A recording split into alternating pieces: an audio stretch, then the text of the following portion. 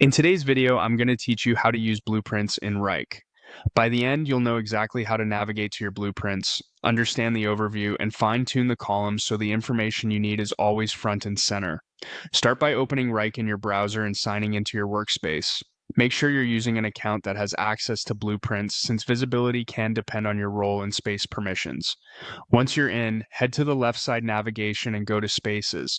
This is your hub for organizing work, and it's also where you'll find quick access to key tools, including blueprints. Next, click on Blueprints. Think of blueprints as reusable templates for consistent work, whether that's a project, task, or a recurring process.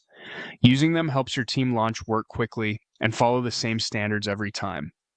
From there, open the Blueprints overview.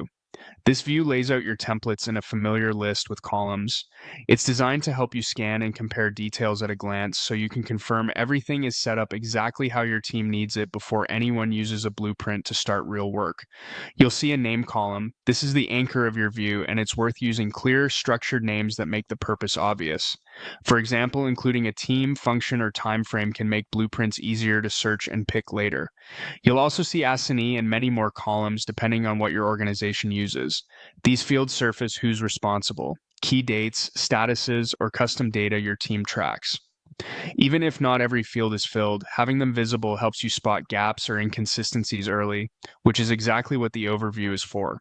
If you want to display additional information, click the plus sign at the far right of the column header area to add more columns.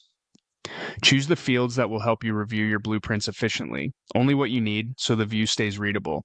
You can always adjust this later as your process evolves. Now, click on Item. This column can show the item type or a key attribute depending on how your account is configured. It's useful for quickly distinguishing tasks from projects or for highlighting a specific label that matters to your team. Type in item to enter or update the value.